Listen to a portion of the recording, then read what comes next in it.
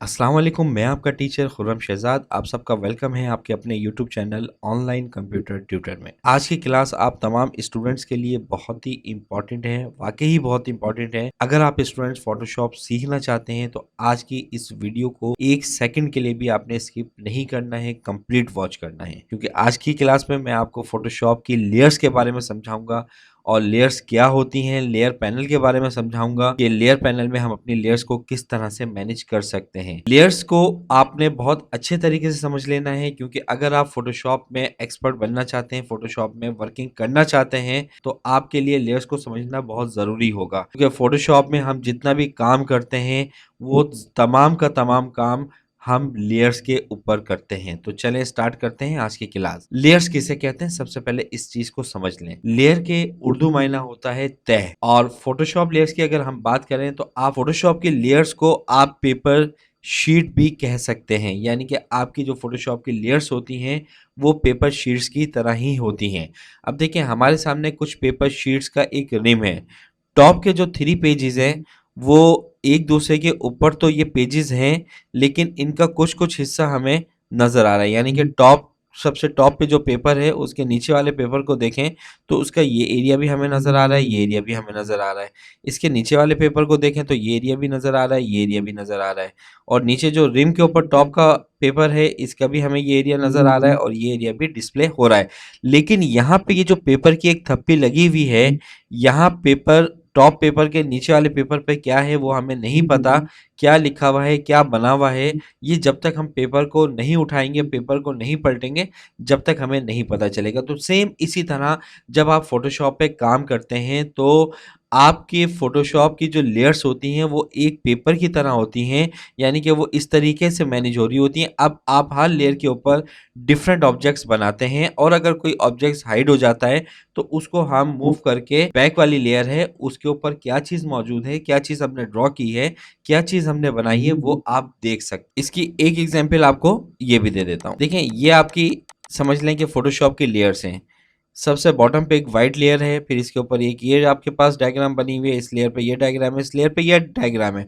अगर इन चारों लेयर्स को हम एक साथ ऊपर नीचे कर दें तो हमें सिर्फ टॉप वाली लेयर पे जो बना हुआ है वही नजर आएगा, नीचे वाली लेयर्स पे क्या बना हुआ है, क्या ड्रॉ किया हुआ है वो हमें नजर नहीं आएगा।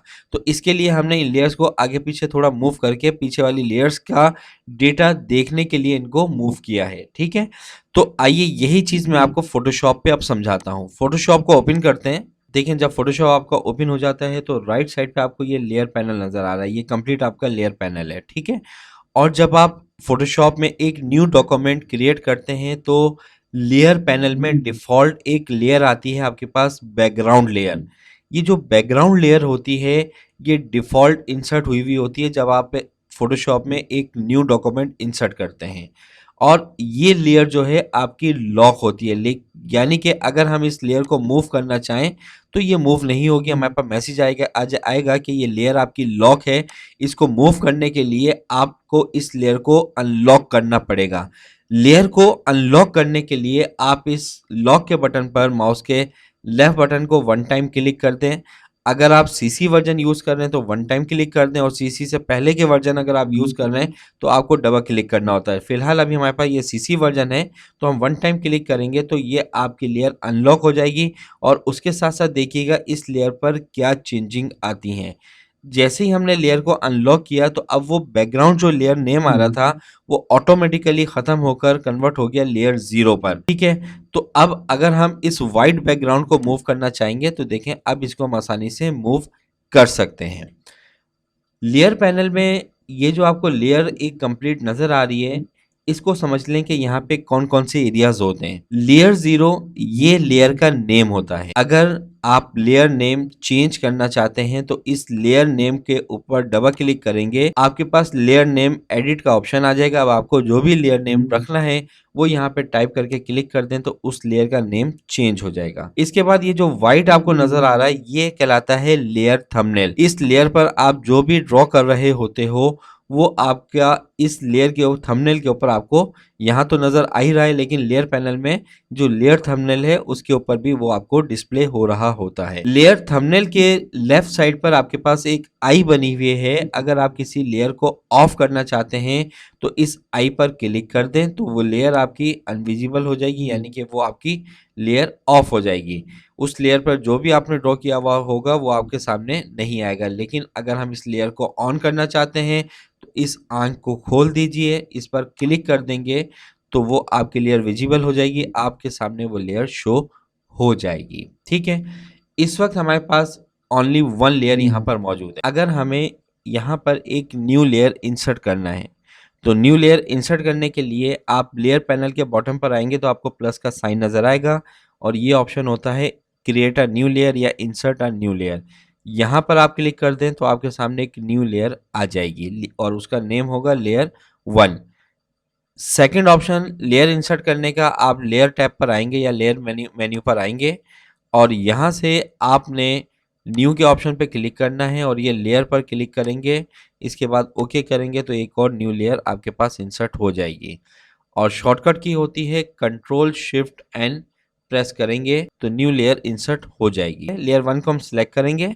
सिलेक्ट करने के बाद यहाँ पर मैं एक सब्जेक्ट ड्रॉ कर रहा हूँ। ठीक है, ये कलर कैसे आया ये सब आगे आ जाएगा, अभी आप सिर्फ लेयर को समझें।